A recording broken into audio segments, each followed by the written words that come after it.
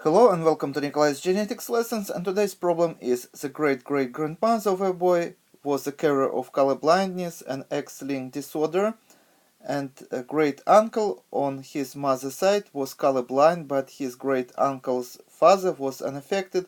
The boy's mother has four brothers, one colorblind, one unaffected, and one sister unaffected. The boy's grandmother on his mother's side had one brother who was colorblind and three sisters.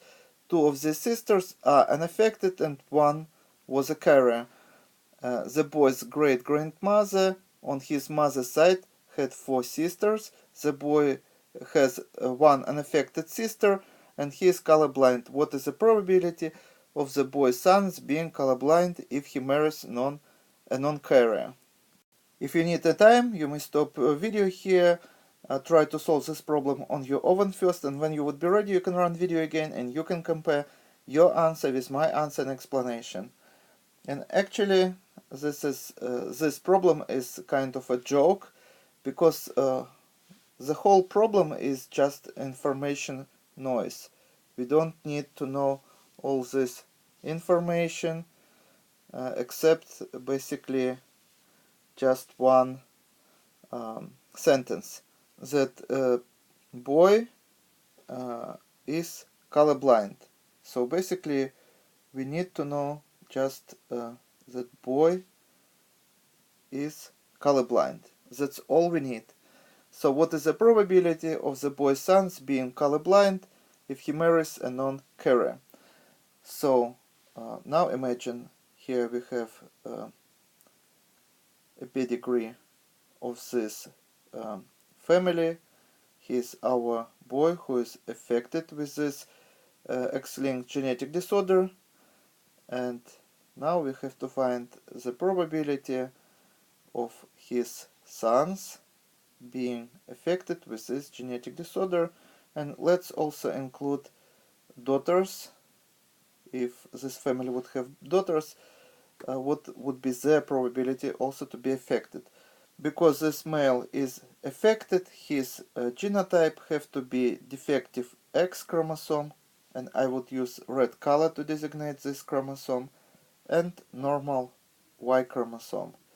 And genotype of this female, as we told, she is genotypically normal, so two normal X chromosomes. Now, in order to find probability for the children to be affected, let's build a simple Punnett square.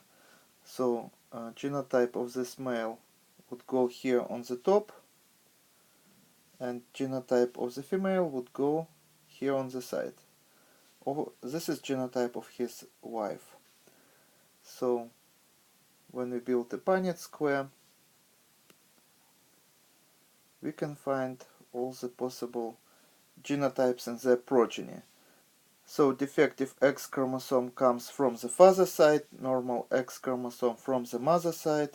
Defective X chromosome comes from the father side, normal X chromosome comes from the mother side, normal X from the mother side, normal Y chromosome from the father side, and normal X from the mother side, and normal Y chromosome from the father side. So as you see, in the progeny, 100% of the male progeny would be unaffected, and also 100% of the female progeny would be unaffected but would be carriers.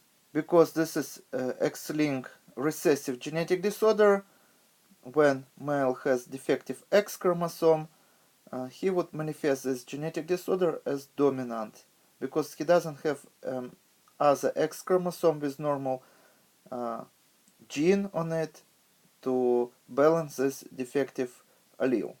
So this is going to be the only defective allele in the genome, and the male would be affected with this genetic disorder. But as you see, none of his sons would be affected, because sons would get Y chromosome from his father and not X chromosome.